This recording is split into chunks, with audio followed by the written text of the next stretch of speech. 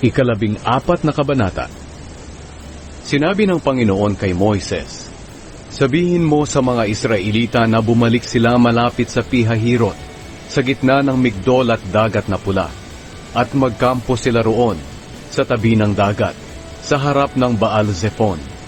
Iisipin ng Faraon na nagkaligaw-ligaw kayo, at hindi na makalabas ng disyerto, at patitigasin ko ang kanyang puso, at hahabulin niya kayo. Pero papatayin ko siya at ang kanyang mga sundalo. Sa pamamagitan nito'y mapaparangalan ako, at malalaman ng mga Ehipsyo na ako ang Panginoon. Kaya ginawa ito ng mga Israelita. Nang mabalitaan ng hari ng Ehipto na tumakas ang mga Israelita, nagbago ang isip niya at ang lahat ng opisyal tungkol sa pag-alis ng mga Israelita. Sinabi nila, ano ba ang ginawa natin? Bakit natin pinaalis ang mga Israelita? Ngayon wala na tayong mga alipin. Kaya inihanda ng Faraon ang karwahin niya at ang kanyang mga sundalo. Dinala niya ang 600 na pinakamahuhusay na karwahe ng Ehipto at ang iba pang mga karwahe. Bawat isa'y pinamamahalaan ng opisyal. Pinatigas ng Panginoon ang puso ng Faraon na hari ng Ehipto. Kaya hinabol niya ang mga Israelita na naglalakbay na buo ang loob. Ang mga Ehipsyo na sumama sa paghabol ay ang mga sundalo ng hari, kasama ang mga mangangabayo niya, sakay ng kanilang mga kabayo at karwahe. Naabutan nila ang mga Israelita sa pinagkakampuhan nila sa tabi ng dagat na pula, malapit sa Pihahirot sa harap ng Baal-Zephon. Nang papalapit na ang Faraon at ang kanyang mga sundalo, nakita sila ng mga Israelita. Kaya lubha silang natakot at humingi ng tulong sa Panginoon. Sinabi nila kay Moises, bakit dito mo pa kami dinala sa disyerto para mamatay? Wala bang libingan doon sa Ehipto? Bakit mo pa kami pinalabas sa Ehipto? Hindi ba't sinabi namin sa iyo sa Ehipto na pabayaan mo na lang kaming magpaalipin sa mga Ehipsyo? Mas mabuti pang nanilbihan na lang kami sa mga Ehipsyo kaysa sa mamatay dito sa disyerto. Sumagot si Moises sa mga tao, huwag kayong matakot. Magpakatatag kayo at makikita ninyo ang pagliligtas ng Panginoon sa inyo sa araw na ito.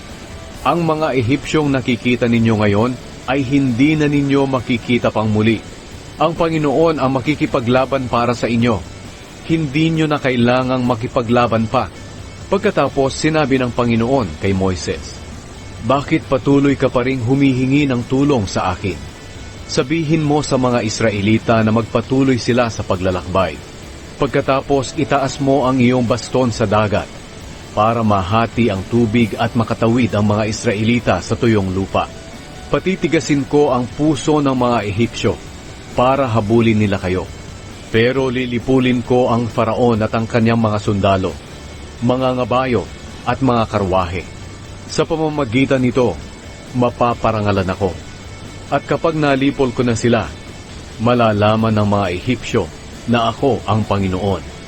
Pagkatapos lumipat sa hulihan ang anghel ng Diyos na nangunguna sa mamamayan ng Israel. Ganoon din ang makapal na ulap. Tumigil ito sa gitna ng mga Israelita at mga Ehipsyo. Sa buong gabi nagbigay ng liwanag ang ulap sa mga Israelita at nagbigay ng kadiliman sa mga Ehipsyo. Kaya lumipas ang gabi na hindi nakalapit ang mga Ehipsyo sa mga Israelita. Pagkatapos itinaas ni Moises ang kanyang kamay sa dagat, at nahati ang dagat sa pamamagitan ng malakas na hangin na ipinadala ng Panginoon mula sa silangan. Buong gabing umihip ang hangin hanggang ang gitna ng dagat ay naging tuyong lupa, at tumawid ang mga Israelita sa tuyong lupa, na ang tubig ay parang pader sa magkabilang gilid. Hinabol sila ng mga sundalo ng Ehipto kasama ang kanilang mga ngabayo, mga karwahe at mga kabayo.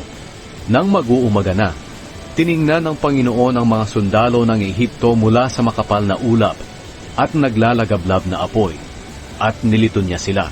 Tinanggal niya ang mga gulong ng mga karwahe nila para mahirapan silang patakbuhin ito. Sinabi ng mga Ehipsyo, umatras na lang tayo sa mga Israelita, dahil ang Panginoon ang lumalaban sa atin para sa kanila.